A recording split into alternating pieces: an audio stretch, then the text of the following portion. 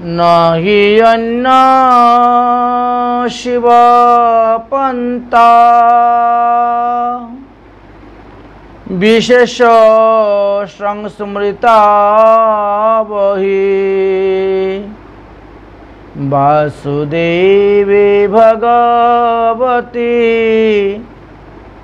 ভক্তি যুগং যদুম ভবে। সুখদেব গোস্বামী পাদ মহারাজ পরীক্ষিতকে নিমিত্ত করে সমস্ত বিশ্ববাসীর নিকটে একটি সুসিদ্ধান্তের কথা বর্ণন করে গেলেন। এই শ্লোকে শিব পন্থা বলতে জীবকে বোঝানো হয়েছে। হে জীব, হে মনুষ্যগণ, কৃষ্ণ ভক্তি ছাড়া, কৃষ্ণ সেবা পূজা ছাড়া আর অন্য কোনো রাস্তা ধরলে তোমরা এই ভবার্ণব পার হইতে পারবে না। সেই ভগবান শ্রীকৃষ্ণকে 8 প্রকার বিগ্রহের মাধ্যমে আমরা তার সেবা পূজা করতে পারি।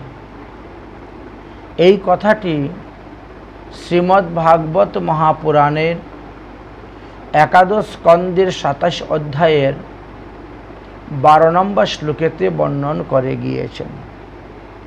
ভগবান শ্রীকৃষ্ণ স্বয়ংই উদ্ধবকে বলেছেন যে উদ্ধব, কর্মকাণ্ডের কোনো শেষ নেই, তবে বৈদিক, তান্ত্রিক এবং উভয় মিশ্রিতভাবে 3 প্রকারে আমার পূজা যারা করবে, মানে 3-এর মধ্যে যে কোনো একটিভাবেই, এই 3-এর মধ্যে যাহারা যেই রূপে অভীষ্ট সেই রূপেই আমার পূজা করতে পারেন।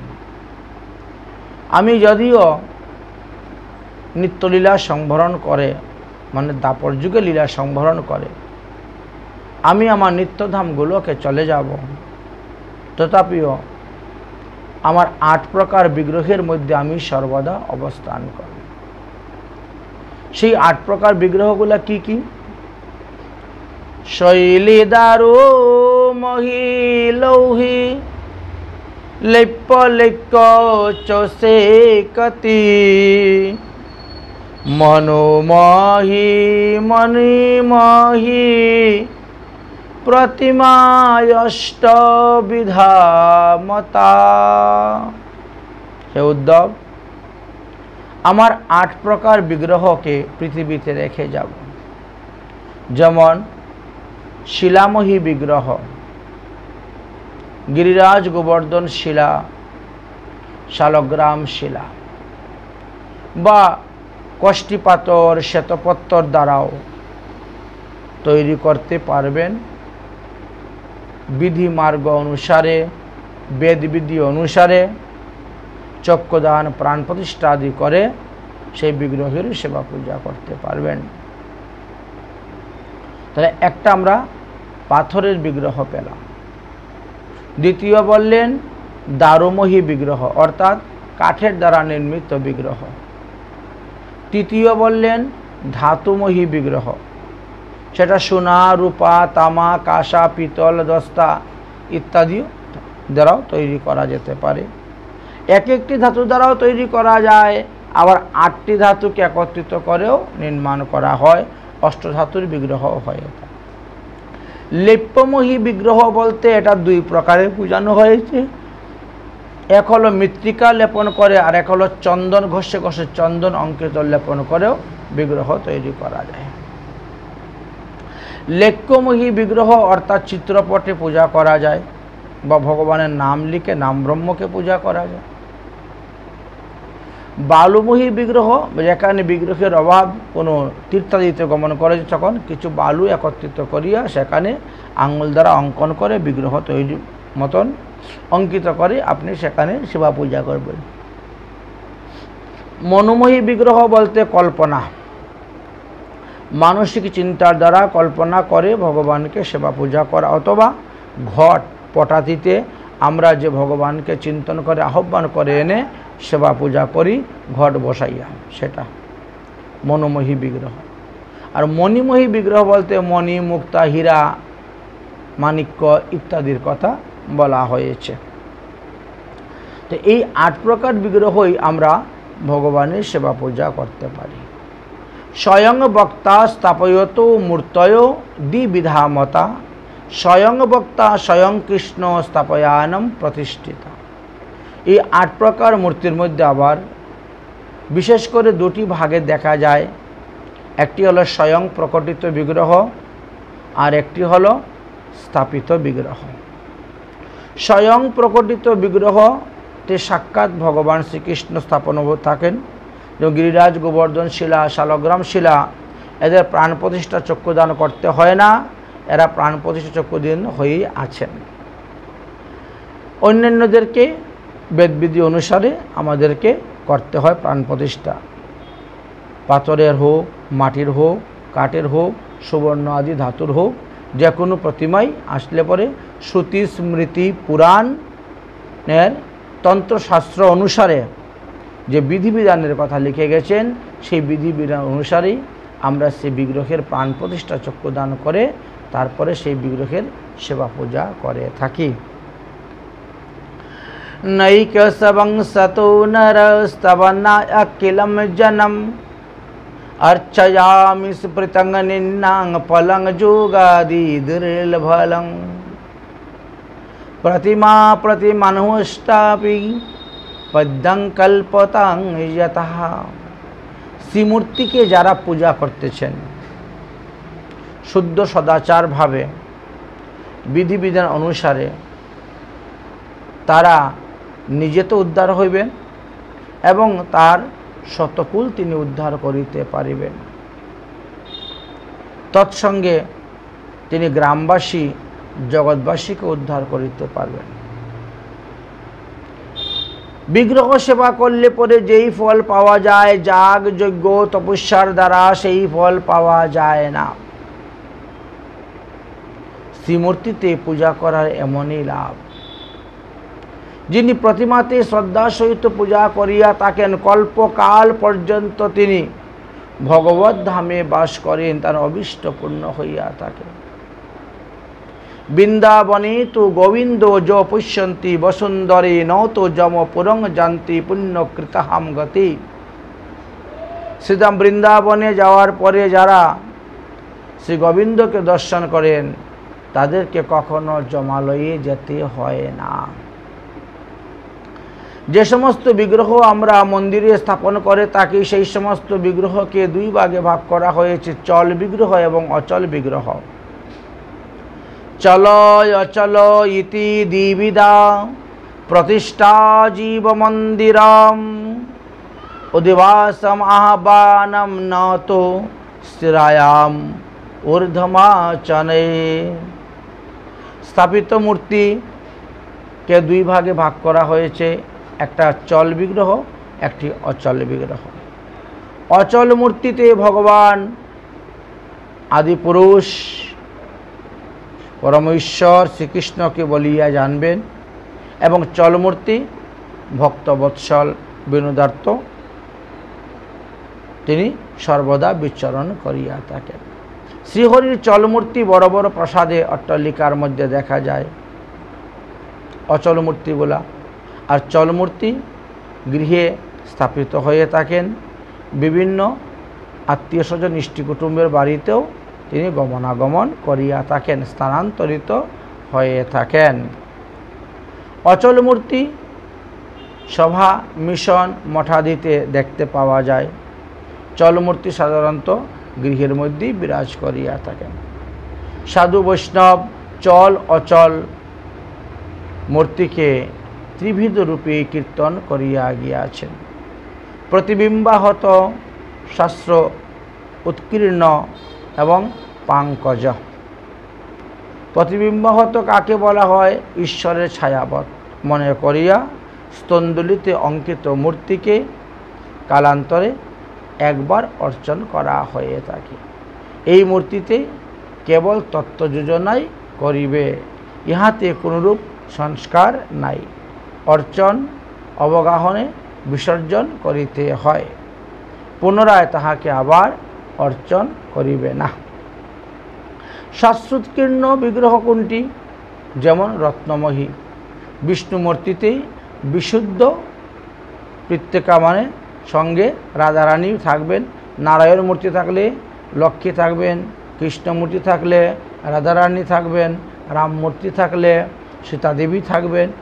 হ্যাঁ, এইগুলাকে বলা হয় শাশ্বতকীর্ণ পৃত্তিকা মূর্তি, সেও চল প্রতিমা। আর যে রত্নময়ী মূর্তিতে পৃত্তিকা নহে সেটা হলো অচল প্রতিমা। এই শাশ্বতকীর্ণ মূর্তি প্রাসাদে স্থাপন হয়ে থাকে। পঙ্কজ মূর্তি অর্থাৎ ধাতুময়ী মূর্তিকে পাঁকজ মূর্তি বলা হয়েছে। উহা পিণ্ডিকা সমন্বিতই করিবে। এই সকল মূর্তির প্রাণ প্রতিষ্ঠা বেদবিধি অনুসারেই করিয়া থাকেন। বিষ্ণু স্থাপন মূর্তিত ভগবান বিষ্ণুকে যারা স্থাপন করিয়া পূজা করেন তারা নিজেরা উদ্ধার হইতে পারেন এবং অন্যদেরকেও তারা উদ্ধার করিতে সমর্থন হইয়া থাকেন। অন্তিমে তারা পরমধাম লাভ করিয়া থাকেন।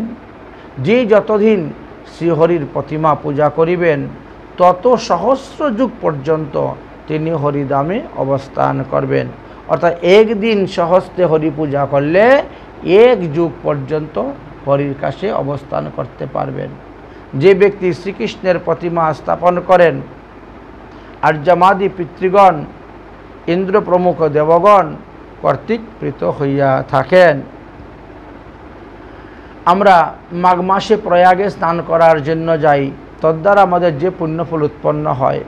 পিতৃপক্ষে গয়াতে পিণ্ডিদান করলে যে পুণ্য উৎপন্ন হয়, কার্তিক মাসে পুষ্করে স্নান করলে যে পুণ্য উৎপন্ন হয়, সূর্যগ্রহণে কালে কুরুক্ষেত্রে স্নান করলে যে পুণ্যফল অর্জন হয়, বৈশাখ মাসে দ্বারকায় স্নান করলে যে পুণ্য অর্জন হয়, চন্দ্রগ্রহণে কাশীতে প্রভাস ক্ষেত্রে স্নান করলে যে পুণ্যফল অর্জন হয়, শিব চতুর্দশীতে সিদ্ধেশ্বর বা হাটিকেশ্বরে বাস করলে যে পুণ্যফল হয়, শকুর তীর্থে বাস, রেবা তীর্থে বাস, গঙ্গাসাগরে বাস, স্নান ইত্যাদি করিলে, শত শত অশ্বমেধ যজ্ঞ করিলে, হাজারো এক দ্বাদশী ব্রত করিলে, কোটি কপিলা গাভী দান করিলে, শতভার সুবর্ণ দান করিলে যত পুণ্য হয় সমস্ত পুণ্য একত্র করলে বিগ্রহ প্রতিষ্ঠার সমান ফল হয় না। বিগ্রহ প্রতিষ্ঠা করিয়া যারা সেবা পূজা করছেন তাহার বিশেষ মহিমার কথা শাস্ত্রে বর্ণন করে গিয়েছে। সেই ব্যক্তির শতকুল উদ্ধার করিতে সমর্থন হয়ে যান। কোটি জন্ম গতং পাপং সংকল্পং যদিবা গুরুম তৎসর্বং ভস্মাতং কুর্যাত সংস্থাপনং মধুঘাতিনম। কোটি কোটি জন্মের আপনার যত সঞ্চিত পাপ আছে এই সমস্ত সঞ্চিত পাপ আপনার নষ্ট হয়ে যাবে যদি আপনি ভগবান বিষ্ণুর শ্রী বিগ্রহ প্রতিষ্ঠা করেন। তাই ভগবান বিগ্রহ প্রতিষ্ঠা করে স্থাপন করে পূজা করার একটা বিশেষ মহিমার কথা বললেন গেলেন। কোটি কোটি মহাজ্ঞানম কোটি তীর্থ পরিক্রমাৎ তৎফলং লভতে ভুক্তং সং প্রতিষ্ঠায় কেশবম। কোটি কোটি মহাযজ্ঞ করলে, কোটি কোটি মহাতীর্থে পর্যটন করলে, স্নান করলে, দান করলে আপনি যে পুণ্যফল লাভ করতে পারেন। ভক্তি সহকারে শ্রীহরির একটি মূর্তি যদি আপনি আপনার বাড়িতে স্থাপন করতে পারেন, মন্দিরে স্থাপন করতে পারেন, তাহলে আপনি সেই পুণ্যফল লাভ করতে পারবেন।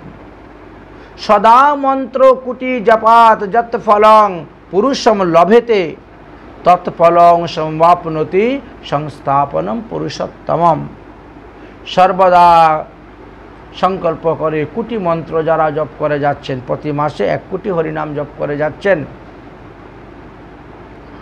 তদ্বারা উনি যে পুণ্যফল অর্জন করতে পারবেন শ্রীহরির বিগ্রহ প্রতিষ্ঠা করলে সেই পুণ্যফল লাভ করিয়া থাকেন। কোটি যজ্ঞেন যত পুণ্যম পুণ্য অরণ্যানি সেবনাৎ তৎফলং লভ্যতে মূর্তি তদ্বৎ সংস্থাপনম কেশবম।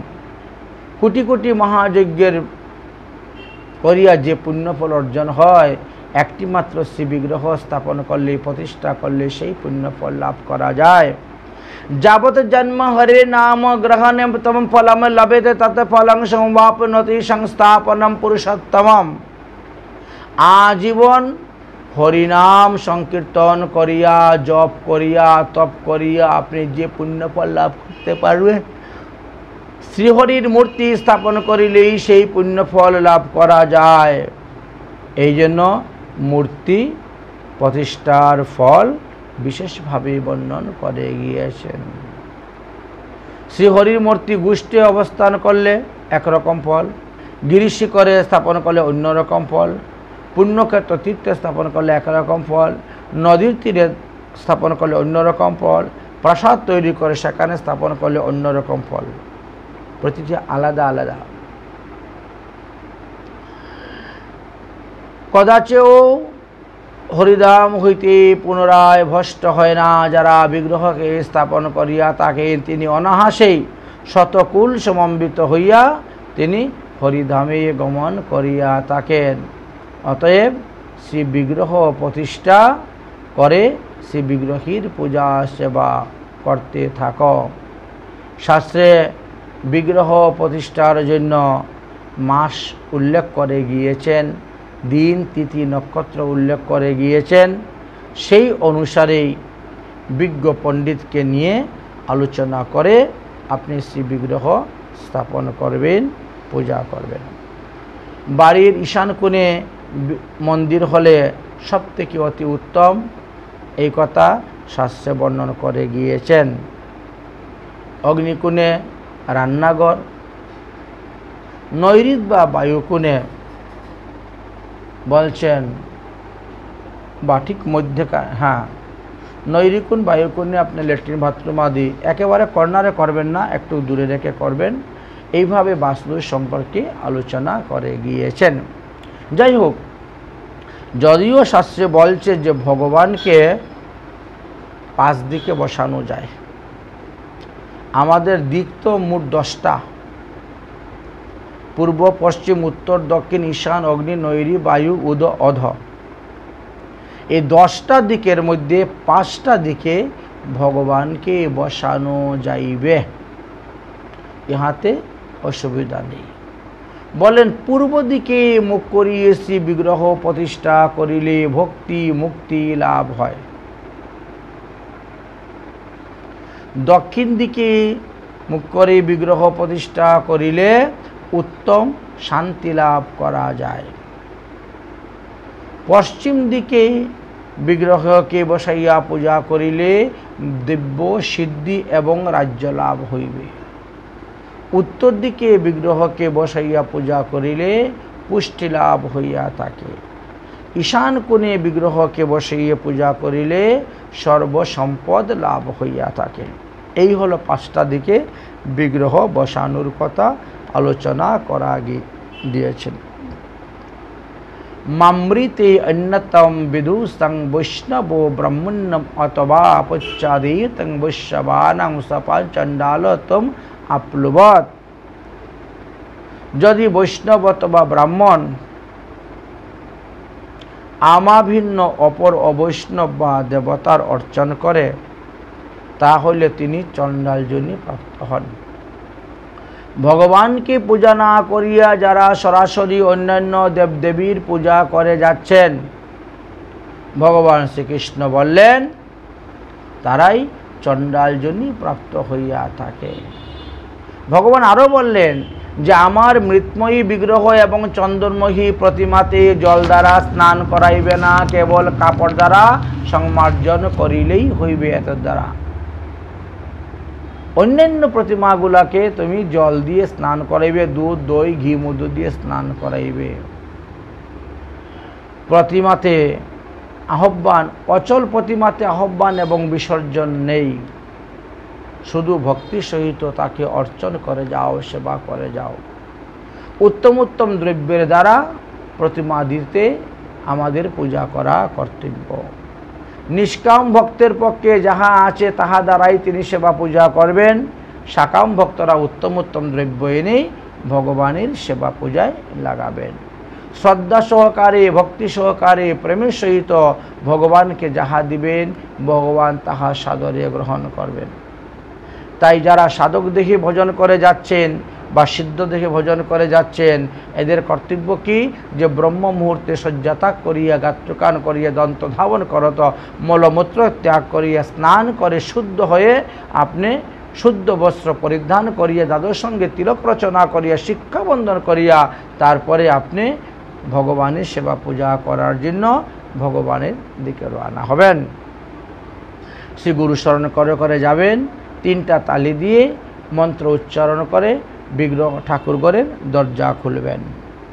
তারপরে সেখানে কুশাসন আসন শুদ্ধি করবেন, পঞ্চপাত্র শুদ্ধি করবেন, চন্দন ঘষবেন, 2টি পঞ্চপাত্র স্থাপন করবেন, 1টি শঙ্খ স্থাপন করবেন, 1টি ঘণ্টা স্থাপন করবেন এবং তাদেরকেও যথাবিধি শাস্ত্র অনুসারে পূজা করবেন। তারপরে শ্রী গুরুদেবকে জাগাইবেন, গুরুদেবের আদেশ নিয়ে পঞ্চতত্ত্ব রাধা গোবিন্দকে জাগিয়ে তাদেরও সেবা পূজা করবেন। তো এইভাবে সেবা পূজার বিধানের কথা আলোচনা করে গিয়েছেন। পূজা চ বিহিত তস্য প্রতিমায়াং নিপ্য আত্মজ শালগ্রাম শিলায়স্তু সাক্ষাৎ শ্রীকৃষ্ণ সেবনম নিত্যম সন্নিধিতাং স্তোত্রং বাসুদেব জগদ্গুরুম। হে নৃপনন্দন, প্রতিমায় শ্রীকৃষ্ণের পূজা বিহিত হইয়াছে বটে, কিন্তু শালগ্রাম শিলাতে গোবর্ধন শিলাতেও আপনি শ্রীকৃষ্ণের সেবা করিতে পারিবেন, ইহাতে বিন্দুমাত্র সন্দেহ নাই। শালগ্রাম শিলা শিলান্তক প্রতিষ্ঠা তত নৈব দিদ্যতে, কারণ শালগ্রাম শিলা গোবর্ধন শিলা তার প্রাণ প্রতিষ্ঠা করতে হয় না, তারা প্রাণ প্রতিষ্ঠিত হয়েই আছেন।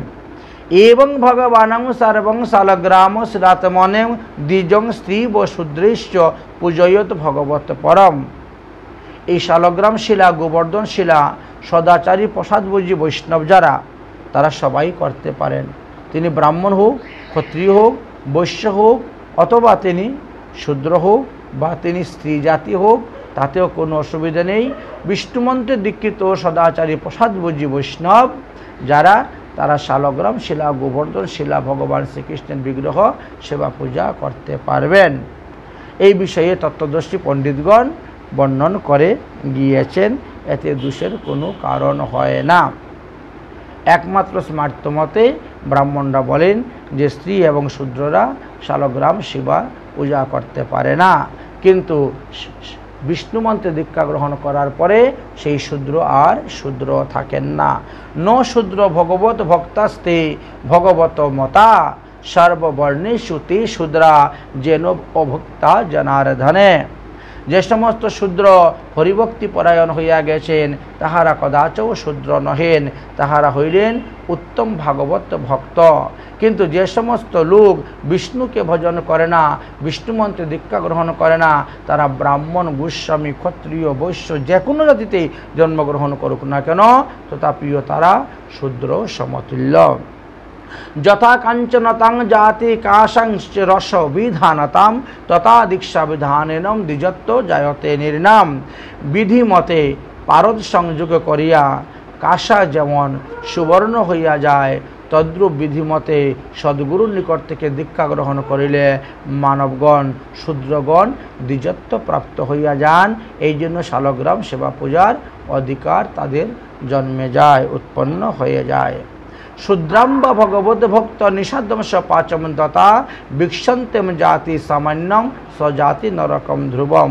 শূদ্র বা চণ্ডাল বা ব্যাধ যদি ভগবত ভক্ত পরায়ণ হয়, তাহলে তাহাকে নিচ জাতি বলিয়া ঘৃণা করিবেন না। যদি ঘৃণা করেন তাহলে আপনাকে নরকে যাইতে হইবে। শালগ্রাম শিলাং পূজা বিনান উষ্ণতি কৃষ্ণন সচণ্ডলতাং ভীষ্টাতাং মলৌজং জায়তে কৃমি। দীক্ষা গ্রহণ করার পরে গিরিরাজ গোবর্ধন শিলা অথবা শালগ্রাম শিলা অথবা ভগবান শ্রীকৃষ্ণের পূজা না করিয়া জল পর্যন্ত গ্রহণ করিবেন না। যারা পূজা করে না দীক্ষা গ্রহণ করা সত্ত্বেও, তারা দেহান্তে এক কল্পকাল পর্যন্ত চণ্ডাল যোনি প্রাপ্ত হইবেন, হইয়া তাদেরকে অবস্থান করিতে হইবে। অতএব শালগ্রাম পূজা বৈষ্ণব কর্তব্য। শালগ্রাম সেবা সকল বৈষ্ণবেরই কর্তব্য। স্ত্রী কিংবা শূদ্র ইহা শাস্ত্রের নিয়ম। বৈষ্ণব হলে আর কোনো অসুবিধা নেই। শালগ্রাম শিলা স্পর্শে কোটি জন্মর সমস্ত পাপ নষ্ট হয়ে যায়। শালগ্রাম শিলা স্পর্শন মাত্র যদি এত লাভ হয়, তাহলে যারা পূজা করতেছেন তারা না জানি কি লাভ করতে পারেন। লিঙ্গেস্তু কুটিবিদৃষ্টতম ফলম পূজতেম তস্য শালগ্রাম শ্লায়ন্তম একে নামপি ফলম। 1 কোটি শিবলিঙ্গ পূজা করলে মানুষ যে পুণ্যফল লাভ করতে পারে না, একটি শালগ্রাম পূজা করলে মানুষ সেই পুণ্যফল লাভ করতে পারে। ব্রহ্মহত্মা দিকং পাপং যত কঞ্চিতম কুরুতে নারা তৎ সর্বং নির্দহন্ত পশু শালগ্রাম শিলার্চনম। মানুষ যদি ব্রহ্ম হত্যা করে, কোটি কোটি পশুগণকে হত্যা করে, তথাপিও যদি শালগ্রামেতে ভগবান বিষ্ণুকে 108টি তুলসী পাতা দান করতে পারেন, তাহলে তিনি সমস্ত পাপ থেকেই মুক্ত হয়ে যান। রাগমার্গ অবিলম্বনী ভক্ত মহাভক্তগণ তারা গিরিরাজ গোবর্ধনের শিলার দ্বারাই শালগ্রাম শিলার পূজার ফল লাভ করিয়া থাকেন। তাই শালগ্রাম শিলার পূজার মাহাত্ম্য কথা বর্ণন করে গিয়েছেন। যেমনভাবে শ্রীমতী রাধারানীও আমাদেরকে এই গিরিরাজ গোবর্ধনকে যে শ্রেষ্ঠ হরিদাস বর্জ্য বলেছেন, তার ফলের মহিমার কথাও বর্ণন করে গিয়েছেন। অতএব যারা বিষ্ণুমন্ত্রে দীক্ষা গ্রহণ করিয়াছেন তারা শিষ্ণ উদর পরায়ণ হইবেন না, তাহলে কিন্তু আপনার ক্ষতি হইয়া যাইবে। তাই দীক্ষা গ্রহণ করার পরে আপনারা কি করবেন? প্রত্যহ 1 অধ্যায় করিয়া গীতা পাঠ করবেন। যিনি করেন তিনি 32 প্রকার সেবা অপরাধ থেকে মুক্ত হয়ে যান। যিনি তুলসী পত্রের দ্বারা শালগ্রাম শিলার পূজা করেন, কেশবের পূজা করেন, তিনিও 32 প্রকার অপরাধ থেকে মুক্ত হয়ে যান। দ্বাদশীতে বিষ্ণু সম্বন্ধীয় রাত্রি জাগরণ যিনি করেন, তুলসীর স্তুতি করেন, কেশবের পূজা করেন, তিনিও 32 প্রকার অপরাধ থেকে মুক্ত হয়ে যান। শ্রীকৃষ্ণের শাস্ত্রাঙ্কৃত অর্থাৎ শঙ্খ চক্রাদি চিহ্নে ভূষিত হইয়া শ্রীহরির পূজা করিলে আরও বেশি ফল লাভ করা যায় এবং সহস্র সহস্র অপরাধ থেকে মুক্তি লাভ করা যায়। সর্বপ্রকার পাপাচরণ করিয়াও যদি কোনো ব্যক্তি শ্রীহরি শরণাগত হয়ে যায়, তাহলে সেই মানুষ সমস্ত পাপ থেকে মুক্ত হয়ে যায়, তাকে আর নরকাদি যন্ত্রণা ভোগ করতে হয় না। 32 প্রকার অপরাধ থেকেও তারা মুক্ত হয়ে যান। এই জন্য ভগবান বিষ্ণুর সেবা পূজার কথাই বলছেন, নহি অন্য শিবপন্থা বিশেষ সংস্মৃতামহি বাসুদেবী ভগবতী ভক্তি যুগং যত ভবেত। শ্রী ভগবান বলেন যে এই সংসারে যে ব্যক্তি শ্রদ্ধাপূর্বক আমার নাম সকলে কীর্তন করে, আমি তার কোটি কোটি অপরাধকে মার্জন করিয়া থাকি, ইহাতে বিন্দুমাত্র সন্দেহ নাই। সংবৎসরের মধ্যে শকুরতীর্থে উপবাস করিয়া গঙ্গা স্নান করিয়া মানুষ অপরাধ থেকে মুক্ত হয়। মথুরাতে উপবাস করিয়া যমুনায় স্নান করিয়া অপরাধ থেকে মুক্ত হয়ে পবিত্র হয়। আর এই 2 তীর্থে বাস করিয়া যে ব্যক্তি ভগবানের সেবা করেন, তাহার সহস্র সহস্র জন্মার্জিত সমস্ত পাপকে ভগবান নষ্ট করিয়া দেন। এই জন্য ভগবত সেবা পূজার মহিমার কথা বর্ণন করিয়া গিয়াছেন। তবে 32 প্রকার সেবা অপরাধ থেকে মুক্ত হইয়েই আপনারা ভগবানের সেবা পূজা করবেন, তাহলেই আপনাদের মঙ্গল হবে, কল্যাণ হইবে। নো ভংশিল্প নৈবেদার্তাং ভক্সেদাং ভূষণম ক্ষীরং পঞ্চনৌকা মৎস্যাশ্চ। অভোগ্য দ্রব্য, যে সমস্ত দ্রব্য শাস্ত্রে বলছেন ভগবানকে নিবেদন করা নিষিদ্ধ, সেইগুলা কখনো ভগবানকে নিবেদন করিবেন না। তারপরে বলে ছাগলের দুধ ভগবানকে নিবেদন করা নিষেধ, মহিষের দুধ ভগবানকে নিবেদন করা নিষেধ। পঞ্চনৌকের উপরে যাদের নৌকা আছে তাদেরও দুধ ভগবানকে নিবেদন করা নিষেধ। যে সমস্ত দ্রব্য আমিষ নাম বলা হয়, সেই সমস্ত দ্রব্য ভগবানকে নিবেদন করা নিষেধ আছে। অভক্ষঞ্চায়া ऋज्यञ्च नैवेद्यं न निवेदयं केशव कीटपन्नं स्तता चारित्रान्ते स्तभयत् मूषिकालाङ्गुलोपेतुं स्तং ऋतुं खुरणम् उद्घण्टानां कतिबादिष्टं स्तता दम्भ सट्टायनम्। অভৈক্য দ্রব্য অসাদ দ্রব্য কখনো ভগবানকে দান করিতে নাই। যাহা যাহা শাস্ত্রে নিষেধ আছে তাহা কখনো ভগবানকে নিবেদন করিবেন না। কেশযুক্ত কীটযুক্ত ইঁদুরে খেয়ে গেছে, ইঁদুরের উচ্ছিষ্ট, লাঙ্গল এক ধরনের পোকা জীবাণু, সেটাই খেয়ে গেছে, এই সমস্ত দ্রব্য কখনো ভগবানকে নিবেদন করিতে নাই। যে সমস্ত দ্রব্যের উপরে হাঁচি পড়েছে সেটাও নিবেদন করা নিষেধ। আবার কোথায় কোথায় লেখা আছে যে যজ্ঞ ডুমুরও ভগবানকে দেওয়া যায় না, কদবেলও ভগবানকে দেওয়া যায় না, কামরাঙ্গা ভগবানকে দেওয়া যায় না, নারাঙ্গি লেবু ভগবানকে দেওয়া যায় না।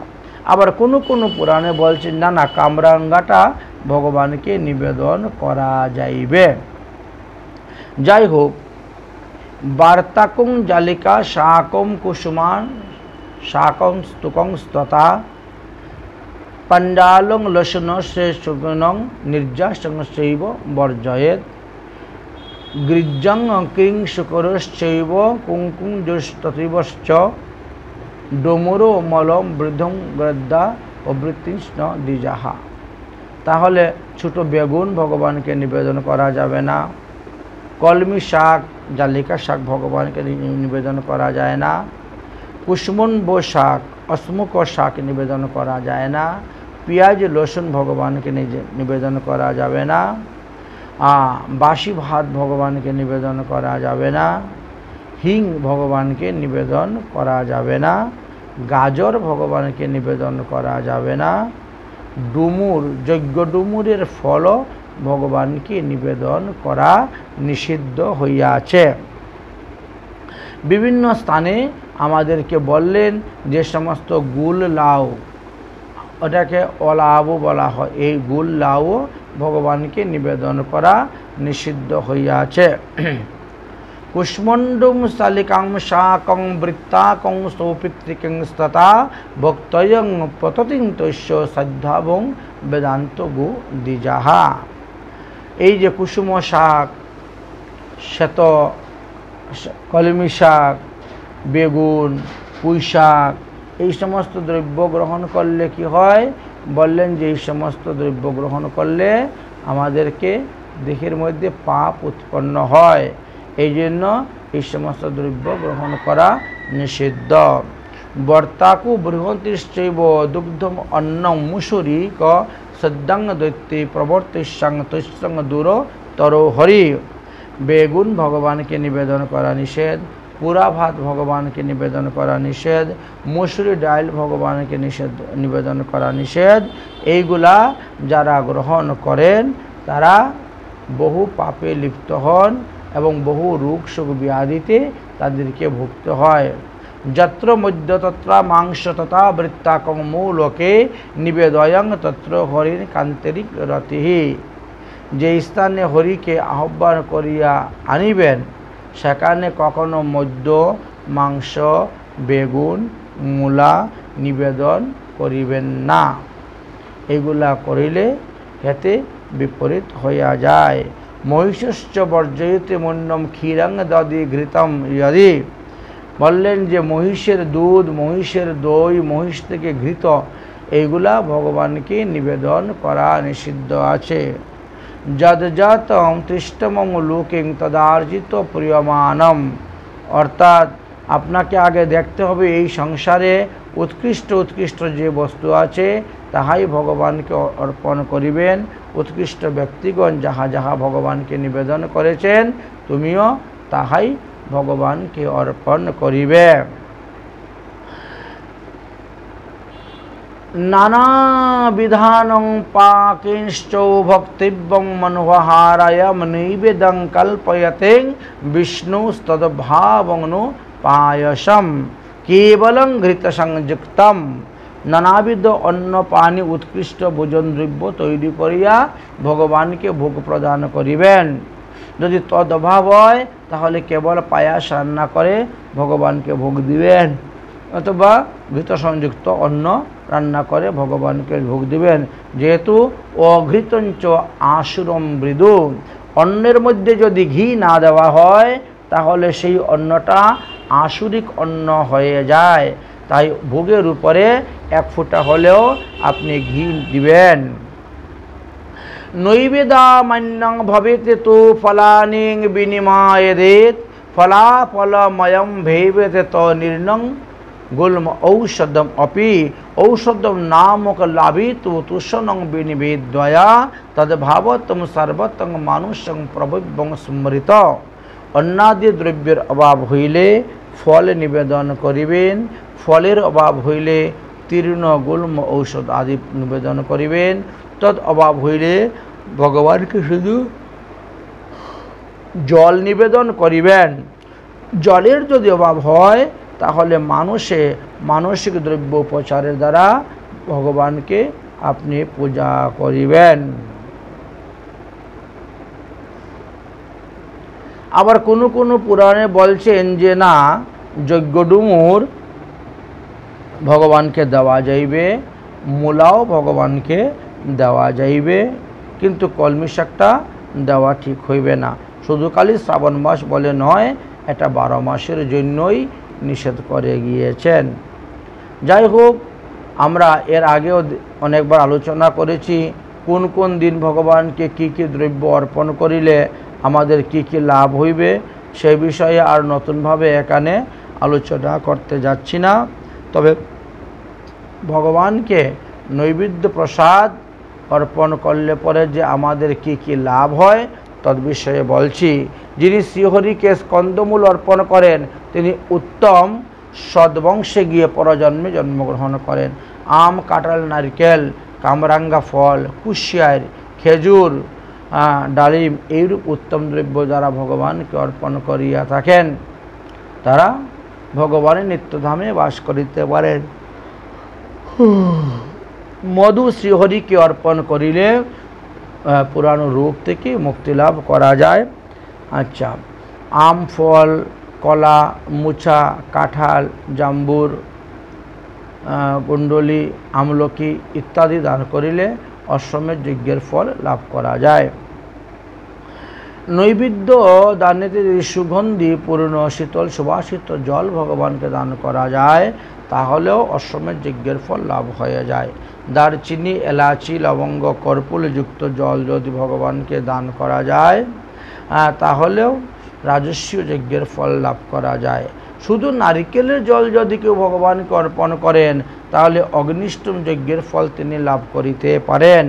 নৈবেদ্য পরায়া ভোক্তাম ঘণ্টায়াম জনিতম নৈবেয়ম নিরাজনম শাসিশ্চ হরে দদ্যামি বাসনম বোধ।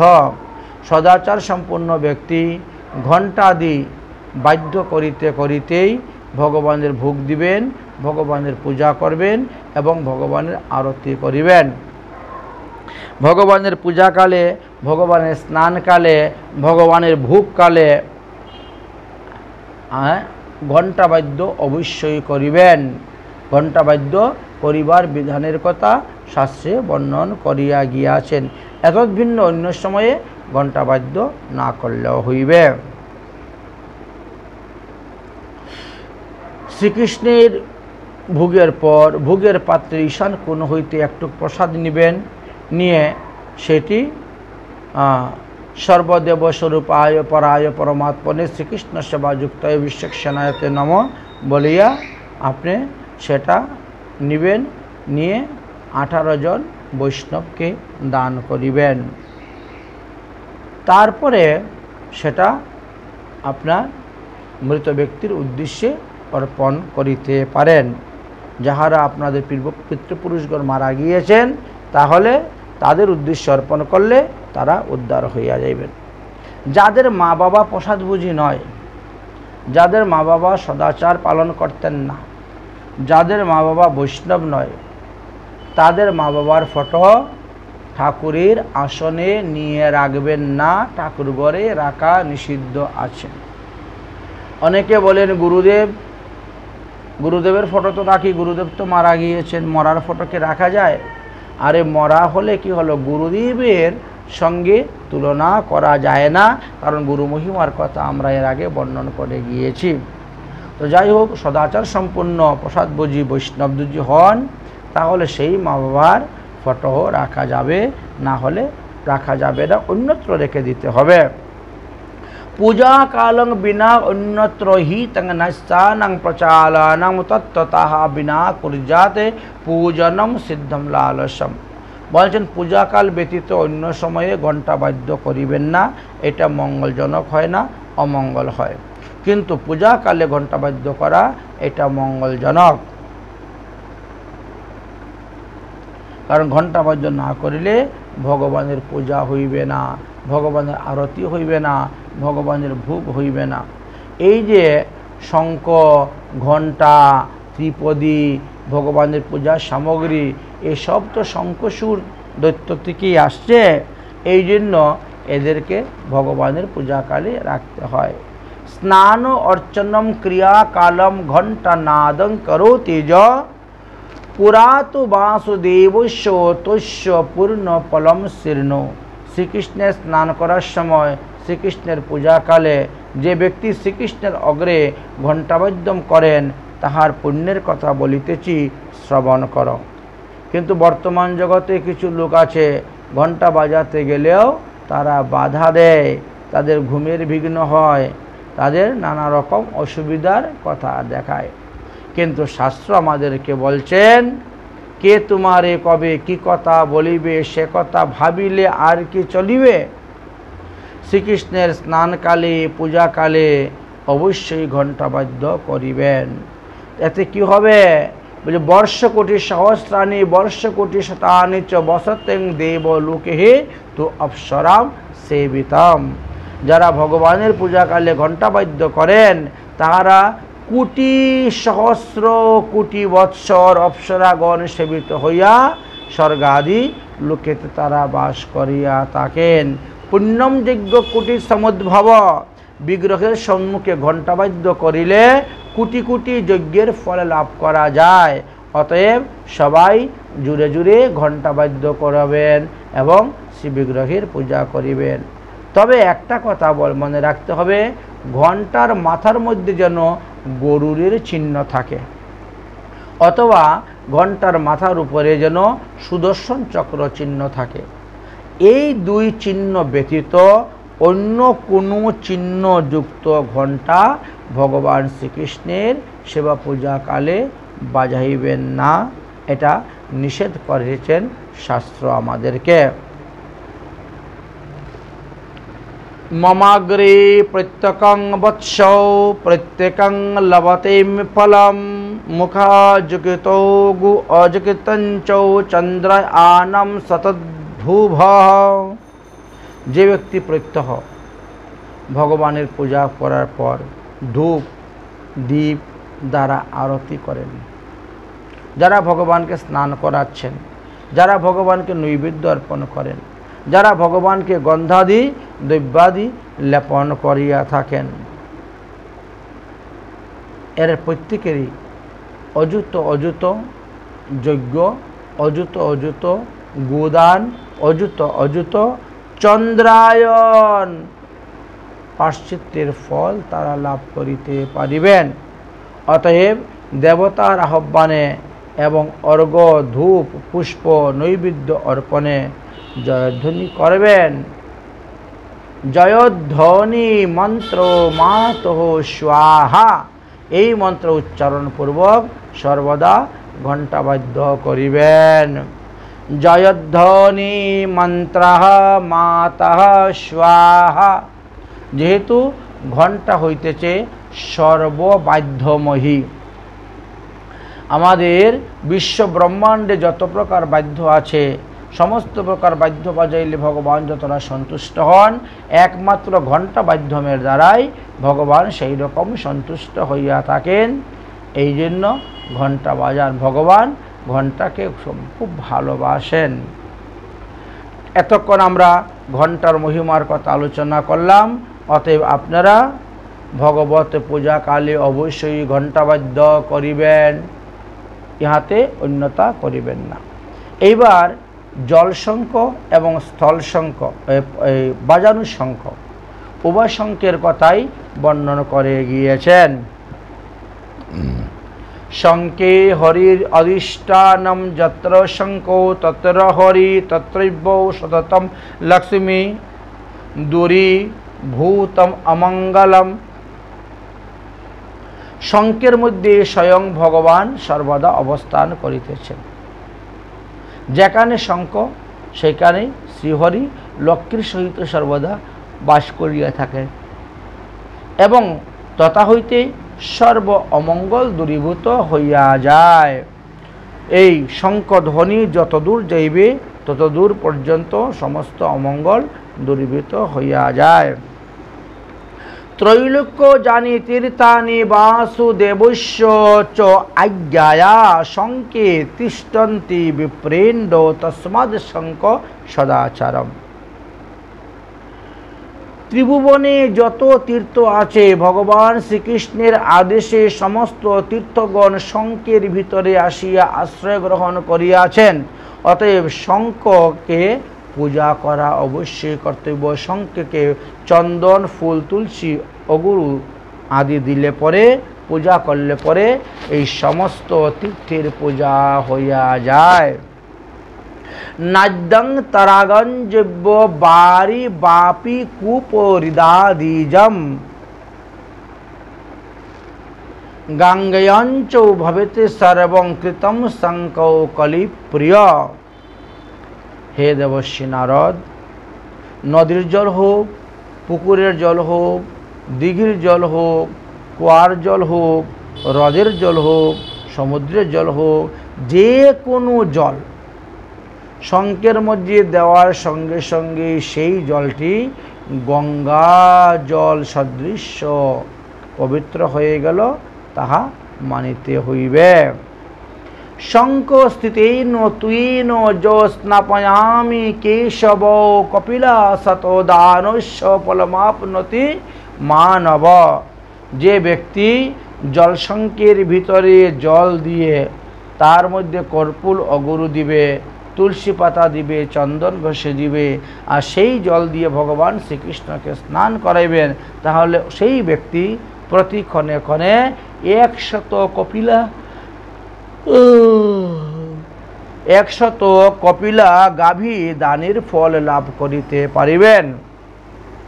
ক্ষিপ্তা গঙ্গোদকং শঙ্কে যো স্নাপয়তি মাধবম নমো নারায়ণ ইতি উক্তং মুচ্যন্তে জানি সংকটা। যিনি শঙ্খ জল দিয়ে ভগবানকে স্নান করানোর সময় হে নারায়ণ, হে গোবিন্দ, হে মাধব ইত্যাদি শব্দ উচ্চারণ করিয়া তিনি ভগবানকে স্নান করান, তিনি সমস্ত পাপ থেকে মুক্ত হইয়া বৈকুণ্ঠ ধাম প্রাপ্ত হইয়া থাকেন। পয়োশ্চিনা শুভকিরম সংকীর্তান্ত নারদ যো স্নাপয়াতি দেবশ্রেষ্ঠ গচ্ছেনং ব্রহ্মণং পদম। হে দেবর্ষি নারদ, যিনি গাভীর পবিত্র দুগ্ধ শঙ্খের মধ্যে নিয়ে ভগবান বিষ্ণুকে স্নান করান, তিনি পরজন্মে কোনো না কোনো ব্রহ্মাণ্ডের ব্রহ্মা হয়ে যান, ব্রহ্মপদ লাভ করিয়া থাকেন। সুতরাং বৈষ্ণবগণ শ্রীকৃষ্ণের আরতি করিবার সময় শঙ্খের মধ্যে জল পূর্ণ করিবেন এবং সেই জল পূর্ণ শঙ্খ ভগবান শ্রীকৃষ্ণের মস্তকের উপরে অর্থাৎ আপাদ মস্তক 8 বার ভ্রমণ করাইবেন। সেই জল ভক্তিপূর্বক প্রত্যেক ভক্তদের মস্তকের মধ্যে দিবেন। উহা গঙ্গার জল হইতেও শ্রেষ্ঠ জল হইয়াছে এবং সেই জল যাতে কখনো পায়ে না পড়ে সেই দিকে লক্ষ্য রাখবেন। যারা বুদ্ধিমান বৈষ্ণবগণ আছেন তারা বস্ত্রের দ্বারা হয়তো চরণ ঢাকে আচ্ছাদন করে নেন, না হলে তারা বসে যান শঙ্খের জল দান করার সময়। শঙ্খ শব্দ ভবেতে যত্র তত্র লক্ষ্মী সুস্থিরা স্নাতৌ স তীর্থেষু স্নাতং শঙ্খবারিণা। যেখানে শঙ্খধ্বনি করা হয় সেখানে লক্ষ্মী দেবী নিশ্চলা হইয়া অবস্থান করিয়া থাকেন। তিনি শঙ্খর জলে স্থাপন হইয়া থাকেন। তিনি সর্বদাই শঙ্কর জলে স্নান করিয়া থাকেন। সেই স্থান ত্যাগ করিয়া লক্ষ্মী দেবী আর কখনো অন্যত্র গমন করেন না। তাহলে ভগবানের সেবা পূজার জন্য কি সুন্দর মহিমার কথা বললেন।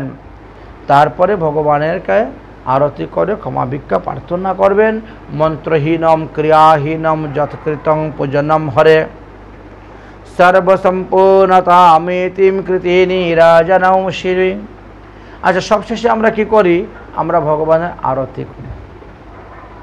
ভগবানের আরতি করলে কি হয় বলছেন, ভগবানের পূজা করার সময়ে যদি মন্ত্রের কোনো ভুল হয়, ক্রিয়ার কোনো ভুল হয়, মুদ্রার কোনো ভুল হয়, তাহলে আরতি করলে পরে সেইটা ভুলটা ক্ষমা হয়ে যায়, ওটা শুদ্ধতে রূপান্তরিত হয়ে যায়।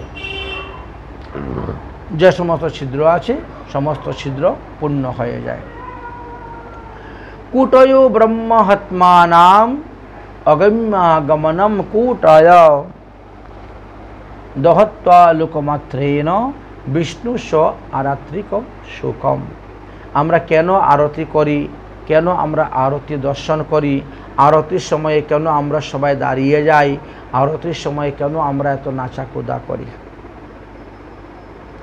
বললেন যে আরতির সময়ে দীপমালার জ্যোতির দ্বারা যদি কেউ ভগবান কৃষ্ণের বদন দর্শন করতে পারে, তাহলে তৎক্ষণাৎ তিনি কোটি কোটি ব্রহ্মহত্যা পাপ থেকে মুক্ত হয়ে যাবেন, কোটি কোটি অগম্যাগমন পাপ থেকে মুক্ত হইয়া যাইবেন। এই জন্য আরতির সময়ে বসে থাকতে নেই, আরতির সময়ে দাঁড়াতে হয়, নৃত্য করতে হয়, আরতি দর্শন করতে হয় দাঁড়িয়ে, যে ভগবানের মুখটা যাতে আমরা এই প্রদীপের শিখা দ্বারা দর্শন করতে পারি। সে 1 প্রদীপ হোক, 3 প্রদীপ হোক, 5 প্রদীপ হোক, 7 প্রদীপ হোক, 9 প্রদীপ হোক, 11 প্রদীপ হোক, আর 108 প্রদীপই হোক। নিরাজনাঞ্চ যপস্যয়ত দেব দেবস্য চক্রিণ সপ্তজন্মার্জিতং বিপ্রং সাধন্তেন পরমম পদম। যিনি দেবদেব চক্রপাণী শ্রী বিষ্ণুর আরতি দর্শন করেন, তিনি সপ্তজন্ম ব্রাহ্মণ কুলে গিয়ে জন্মগ্রহণ করিবেন, আর অবশেষে বৈকুণ্ঠ ধামে গমন করিয়া অবস্থান করিয়া থাকেন। সুতরাং সবাই আরতি দর্শন করিবেন, পূজাকালে ঘণ্টাবাদ্য করিবেন, শঙ্খ ব্যবহার করিবেন। তাহলে এই নিয়মগুলো শাস্ত্রে বর্ণন করিবে। শ্রী ভগবানের নয়ন পর্যন্ত দীপমালা উঠাইয়া ঘণ্টাবাদ্য করিতে করিতে শ্রীমূর্তির চরণ লক্ষ্য করিয়া 4 বার দেখাইবেন, নাভি লক্ষ্য করিয়া 2 বার দেখাইবেন, মুখমণ্ডল লক্ষ্য করিয়া 1 বার দেখাইবেন এবং সর্বাঙ্গ 7 বার দেখাইবেন। এইভাবে গৌরাঙ্গ মহাপ্রভু, নিত্যানন্দ প্রভু, অদ্বৈত প্রভু এবং শ্রীকৃষ্ণ 4 জনকে একইভাবে আরতি করতে হয়। তারপরে তুলসী দেবীকে 1 বার, দর্শকবৃন্দকে 1 বার দেখাইতে হয়। ধূপ দ্বীপের নিয়ম হলো এটা। এবার জলশঙ্খ বলছেন, জলশঙ্খ 8 বার ঘুরাতে হয়। ভগবানের চরণ থেকে আরম্ভ করে মাথা পর্যন্ত আপাদমস্তক লক্ষ্য করিয়া 8 বার ঘুরাইয়া 1 বার জল ফেলিতে হয়। এইভাবে গৌরাঙ্গ, নিত্যানন্দ, অদ্বৈত, শ্রীকৃষ্ণ আর বাকি সব যারা আছেন তাদেরকে 3 বার করে দেখাইলেই হয়। তৃতীয়বার আমরা বস্ত্র দেখাই, শঙ্খের মতনই বস্ত্রকেও 8 বার ঘুরাইয়া দেখাইতে হয়। তারপরে গ্রীষ্মকাল হইলে আমরা তাল পাখার বিজন বা ময়ূর পাখার বিজন দেই এবং চামর ব্যঞ্জন করে থাকি। পঞ্চমে বললেন ভগবানের চরণে তুলসী পাতা বা পুষ্পাঞ্জলি অর্পণ করিবেন। কিঞ্চিত শঙ্কর জল গরুরের মস্তকে দিবেন, কিঞ্চিত শঙ্কর জল তুলসী মহারানীকে দিবেন, কিঞ্চিত শঙ্কর জল সরগোস্বামীবর্গকে দিবেন, কিঞ্চিত শঙ্কর জল আপনার গুরুবর্গকে দিবেন, কিঞ্চিত শঙ্কর জল আপনি নিজে মস্তকে ধারণ করিবেন এবং বাকি জলটি সমস্ত ভক্তদের উপরে আপনি দিবেন। তাহলে বুঝতে পারছেন ভগবানকে দীপদান করলে কী লাভ হয়, শঙ্খ দান করলে কী লাভ হয়, ঘণ্টা বাজাইলে কী লাভ হয়, শঙ্খ ধ্বনি করলে পরে কী লাভ হয়, বস্ত্র অর্পণ করলে কী লাভ হয় দেখাইলে পরে। ঠিক তেমনিভাবে ধূপ ধুনা দিয়ে যে আমরা ধূপ দেখাই নারকেলের ছোলা দিয়ে, তারও বিশেষ মহিমার কথা বর্ণন করে গিয়েছেন। স ধূপিতম সর্বদিশু সর্বপাপ বিভর্জনম অস্পরা সেবনম যুক্তেন বিমানেন বিরাজত বায়ুলোকম সমাসদ্যং বিষ্ণুলোকে মহীয়তে। হে রাজন, যে ব্যক্তি ভক্তিমান হইয়া ঘৃত শর্করা সংযুক্ত ধূপ শ্রীহরিকে নিবেদন করেন, তিনি চতুর্দিকে শ্রীহরি সুবাসিত করিয়া দেন। সেই ব্যক্তি তো সমস্ত পাপ থেকে মুক্ত হইয়া অপ্সরা গণের সহিত রথে আরোহণ করিয়া বায়ুলোকে গমন করিয়া তথায় ভগবান বিষ্ণুলোকে গিয়ে অবস্থান করিয়া থাকেন। সজ্জনৈ বৈ গুণতে গুলোর্ণা সধূপেনা জনার্দনম ধূপ ইত্তা অয়োজন্তি পদং তস্যাং সদাশিবম। এবার বললেন ধূপ, ধূপকাঠি নয়, ধূপের গুঁড়া, ঘিতের সহিত গুলুর মিশ্রিত করিয়া উত্তম ধূপের দ্বারা জনার্দনকে ধূপিত করিলে এই একটি পুণ্যফলের দ্বারাই মানুষ সমস্ত পাপ থেকে মুক্ত হইয়া বৈকুণ্ঠ ধামে তিনি যেতে পারেন। এই যে আমরা ভগবানকে দীপদান করি, এর বিশেষ মহিমার কথা শাস্ত্রে উল্লেখ করে গিয়েছেন। ঘিতেন ব্রত্যা তৈলেন দীপ প্রজ্বলিতম যে নর বিষ্ণুবে বিবিধৌ ভকিতাং তস্যাং পুণ্য ফলম শীর্ণ। যে মানব ঘিয়ের প্রদীপ ভগবানকে দেখায় অথবা তেলের প্রদীপ ভগবানকে দেখান, যার যেমন শক্তি সেইভাবে অর্পণ করেন, তাহার পুণ্যের কথা বলিতে কি সবাই जो ददाति महीपालो कृष्ण अग्रेतो दीपकम पातकंतो समत्सृज ज्योतिरूपं लभेत पदम।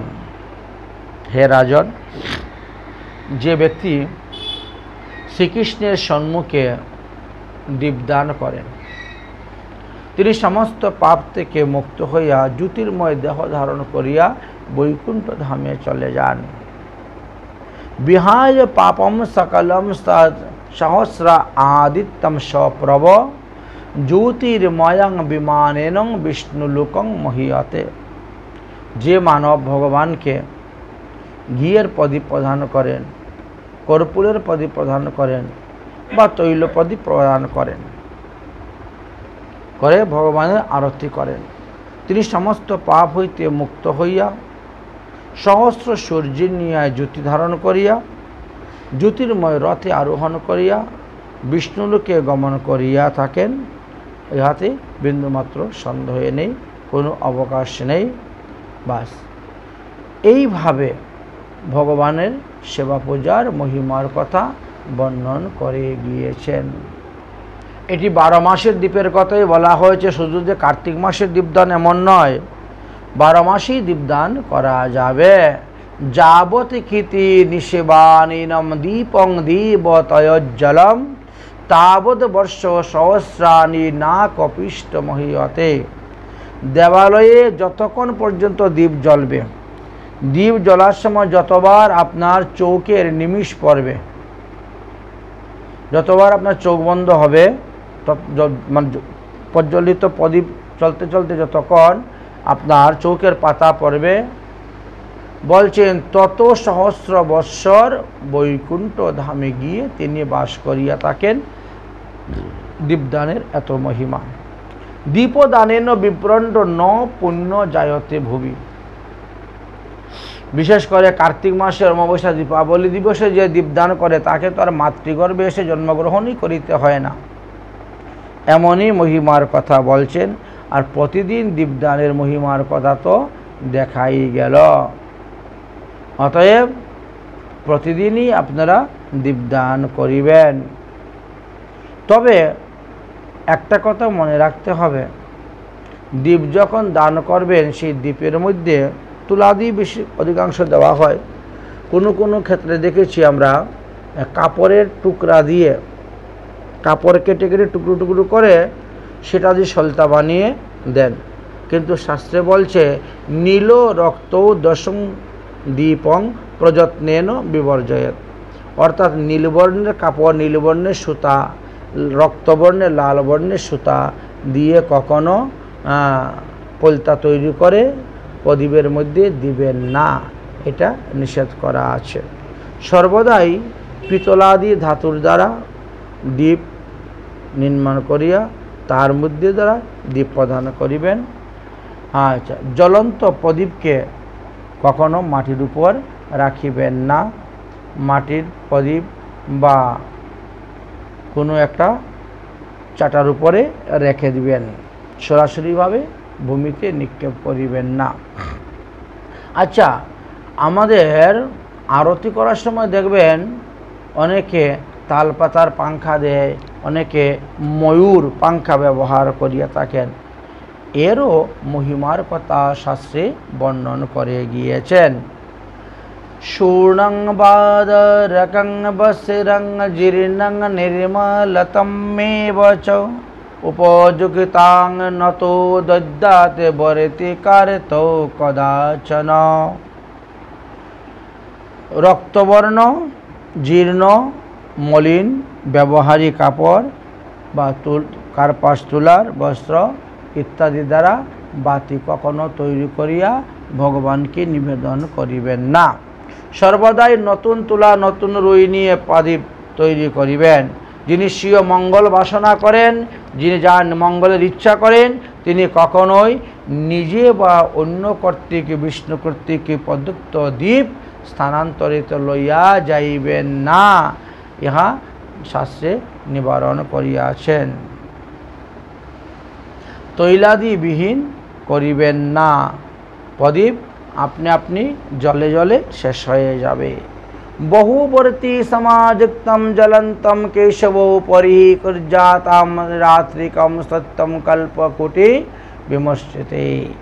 একসঙ্গে বহু দ্বীপ, 108টি প্রদীপ আপনি তৈরি করে ভগবানকে আরতি করবেন, তাহলে কোটি কল্প ব্যাপী আপনি ভগবত ধামে বাস করতে পারবেন। দীপম অন্তস্থ সৌ কর্পূর করুতা রাত্রিকং নৈপ কৃষ্ণস্য বসতে লোকং সপ্ত কল্পামি মানব। যে মানব কর্পূরযুক্ত প্রদীপ জ্বালিয়ে ভগবানকে আরতি করেন, তিনি অনন্তকাল পর্যন্তই বিষ্ণুলোকে বাস করিতে পারেন, ইহাতে সন্দেহ নাই। এবার এই যে ভগবানকে পাখা দ্বারা বাতাস করা হয়, চামর দ্বারা বাতাস করা হয়, তার মহিমা কি, কেন আমরা ময়ূর পাংখা ব্যবহার করিয়া থাকি? চামরি বিজনত দস্তু দেব দেব জনার্ধন তিল প্রস্তু প্রধানতাং ফলমাপনতিম ন সংশয়া। যে ব্যক্তি চামরের দ্বারা দেবদেব শ্রী ভগবানকে বিজন করিয়া থাকেন, তিনি নিশ্চয়ই এক প্রস্ত তিল দানের ফল প্রতিদিন লাভ করিয়া থাকেন। অনুলিপ্ত জগন্নাথং তালবৃত্তন্য বিজয়েদ বায়ুলোকম আপনোতিম পুরুষস্তৈব কাময়া। গ্রীষ্মকালে জগন্নাথকে চন্দন অনুলেপন করিয়া তালপাতার পাখা দ্বারা বাতাস করা হয়ে থাকে। মনুষ্য এইভাবে কর্ম করিলে বায়ুলোকে গিয়ে তারা সুখে বাস করিতে পারিবেন। তাহলে ভগবানকে বাতাস দান করার কি মহিমার কথা শাস্ত্রে বর্ণন করে গিয়েছেন।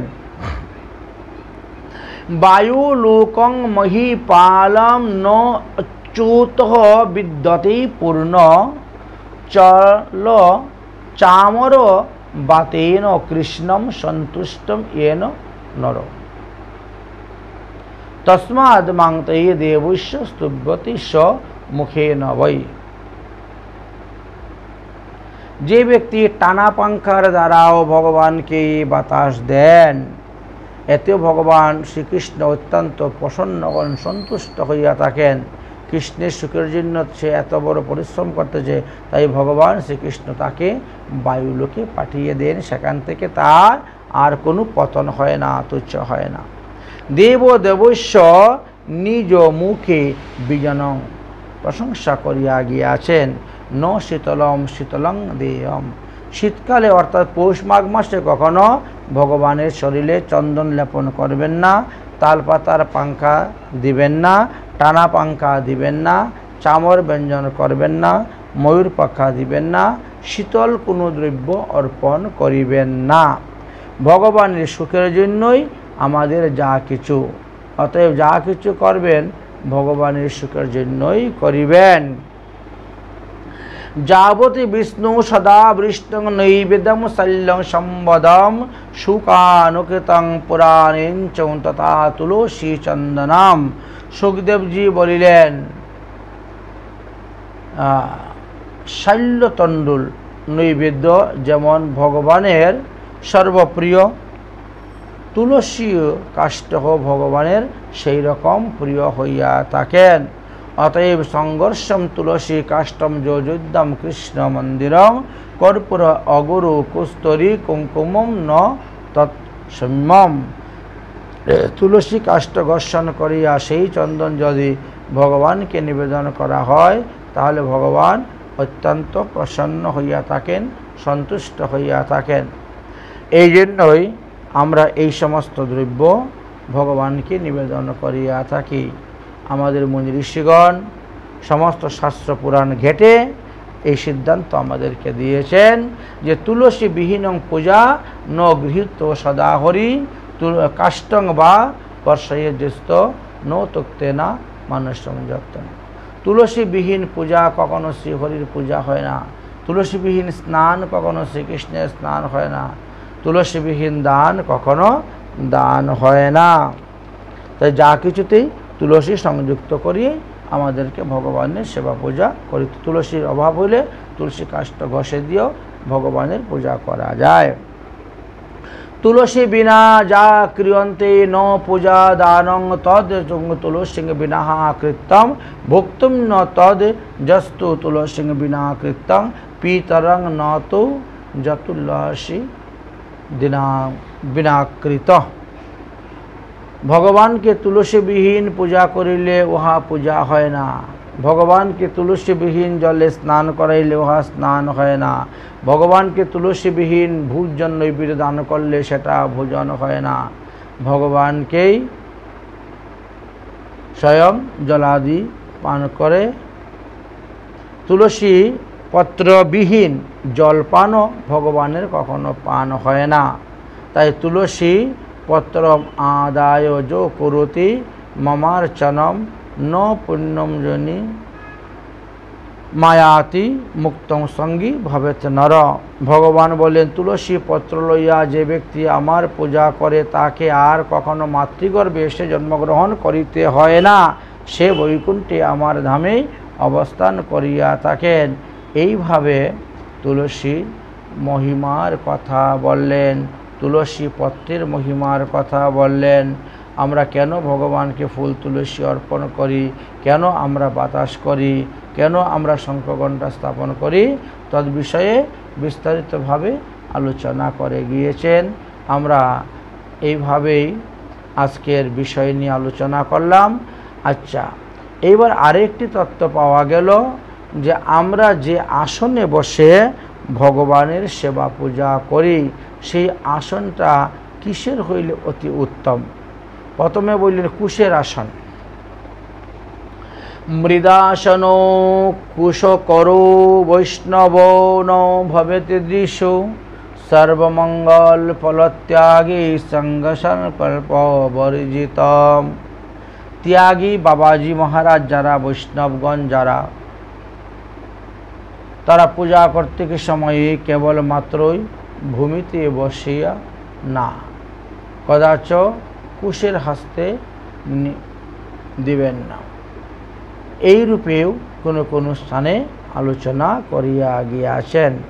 যাই হোক, তাহলে আমরা এতক্ষণে জানতে পারলাম যে ভগবানকে উত্তম উত্তম দ্রব্য দান করিতে হয়। ভগবানকে বস্ত্রদানের বিশেষ ফলের কথাও বর্ণন করিয়া গিয়েছেন।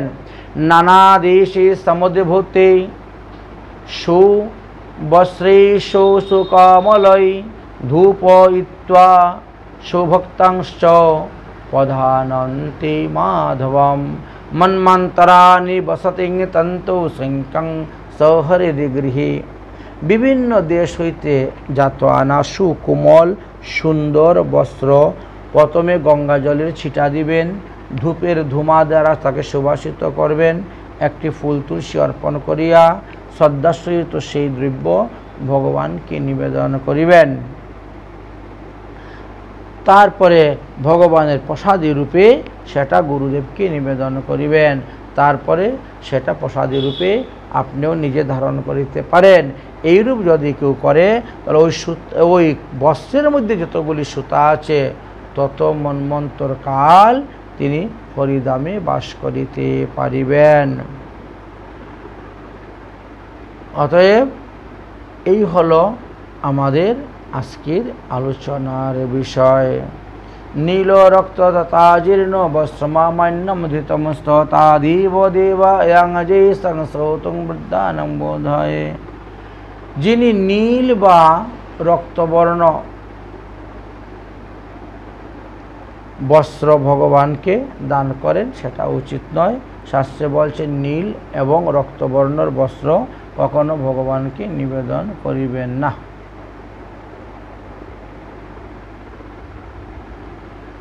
যারা রেশমি বস্ত্র বা উত্তম উত্তম মেষের লুমের জাত বস্ত্র ভগবানকে দান করেন তাহারা উত্তম ফল লাভ করিয়া থাকেন।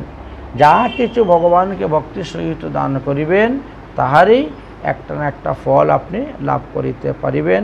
এই বিষয়ে আমরা প্রত্যেকটি অধ্যায় ক্রম অনুসারে যাব, আস্বাদন করব। আজকের মতো ভগবতী কথা এখানেই বিশ্রাম দিচ্ছি। তারপরে আমরা আলোচনা করব যে ভগবানকে অলঙ্কার নিবেদন করলে কী লাভ হয়, ভগবানকে মুক্তা দিলে পরে কী লাভ হয়, ভগবানের কর্ণনাসিকা দান করলে পরে কী লাভ হয়, ভগবানকে বাঁশি দান করলে কী লাভ হয়, এই বিষয়েও আমরা আস্বাদন করব আগামী পর্বতে। এখানেই আমাদের ভগবত কথা বিশ্রাম দিচ্ছি।